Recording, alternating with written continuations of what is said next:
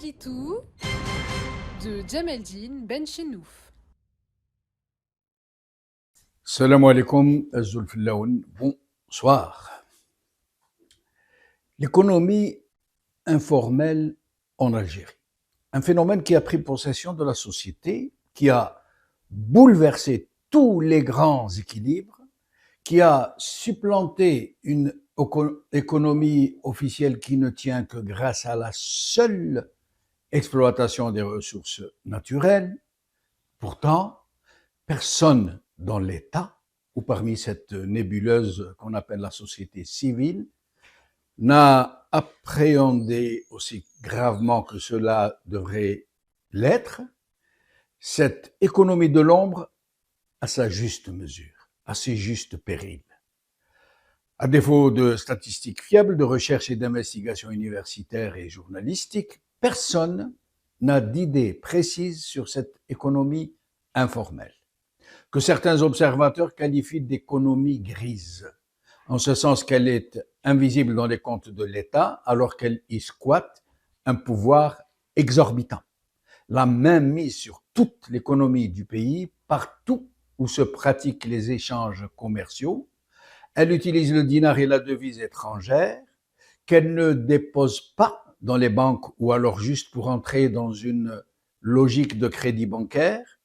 Elle a son propre marché d'échange qui brasse des sommes même pas imaginables.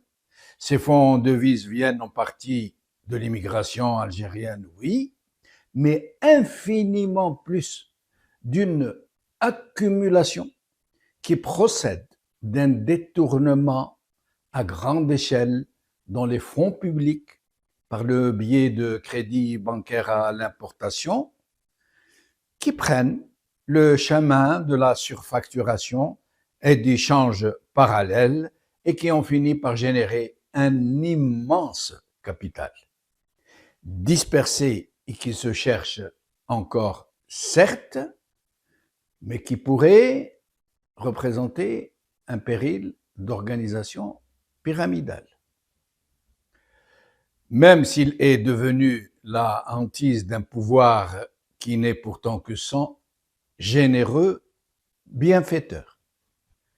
Cette désormais caste niche désormais dans l'antre du régime, dans ses institutions, son armée, ses grands commis. Les gens qui font leur beurre dans la poche de l'État ont tous compris que c'est encore mieux de rentrer dans la grande esbrouffe par la grande porte où la langue de bois, le poignard courbe, la serpillière et la chita ne sont que du bric-à-brac pour officiants. Un système fantôme dont on ne voit que les vendeurs à la criée, mais qui se vautre pourtant sous les ors de la République. Il est en aval de presque toutes les circulations d'argent, de presque tous les crédits alloués par les banques publiques. Ça lui tombe dans le giron, parce que toute la dynamique de ce système fantôme fonctionne dans des règles désormais établies, incontournables, pour qui veut réussir. Ce secteur de l'économie informelle emploie des populations entières. Même monsieur tout le monde y joue un rôle ou un autre sans même le savoir, où chacun se trouve la prestation qui lui rapportera un peu ou beaucoup ou énormément d'argent. Une dynamique qui a entrepris de tirer profit des besoins d'autrui, à plus forte raison que l'État en est incapable. Mais une dynamique qui n'est plus tenue à des normes, dégénère toujours en parasite. C'est pourquoi cette dynamique n'a besoin de personne pour filer droit au mur. En 2019 déjà, des cadrages sérieux ont estimé la part de cette économie grise à environ 50% sur l'économie nationale, partout où des créneaux sont porteurs. Des activités économiques qui vont de la vente à la sauvette à l'importation en très grosse quantité de marchandises dont la plupart par des chemins détournés en passant par les importations massives de produits en tout genre qui passent par des circuits parallèles pour les soustraire au paiement des impôts et taxes. Il y a aussi, entre autres catégories de ces activités souterraines ou qui naviguent entre deux eaux, les très importants secteurs de transformation industrielle et de l'agriculture intensive, qui tous deux échappent à un véritable contrôle de l'État. Ces acteurs, pour la plupart du moins, ne payent pas leurs impôts. La règle dans cette cour des miracles est qu'il ne faut facturer que très peu de ce qui est vendu, avec une petite part, bien sûr, pour les contrôleurs de l'État, pour qu'ils puissent enfin regarder d'un autre côté.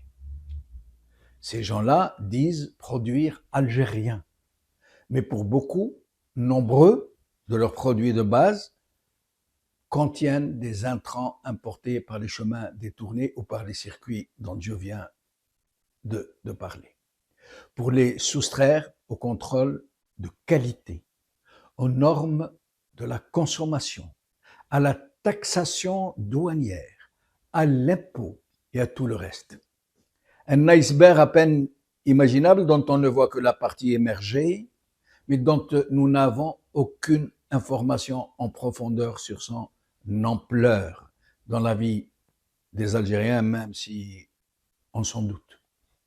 Ce qui explique pourquoi le régime n'a pas osé s'attaquer frontalement à cette hydre tentaculaire, même si elle n'a pas encore de direction unifiée.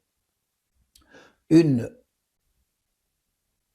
imprudente intrusion dans cette logique qui fonctionne et procède d'elle-même pourrait provoquer une onde de choc au plus profond de la société. Ce qui se passe en ce moment même dans le marché parallèle du change et cette flambée de la devise, de l'euro tout particulièrement, ne peut pas être le fruit d'un quelconque dérèglement. Le régime sait le péril que peut représenter l'informel pour sa propre sécurité.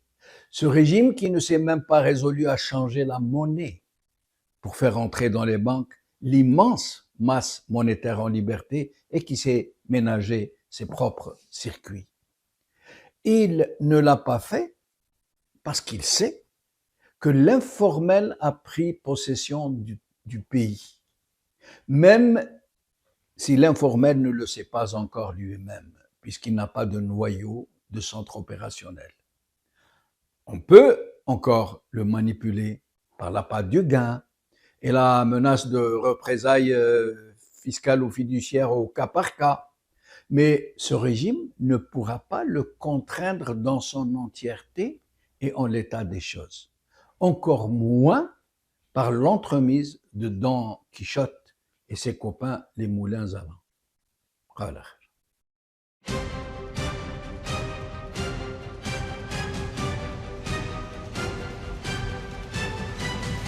L'édito de Djemeldine Benchenouf.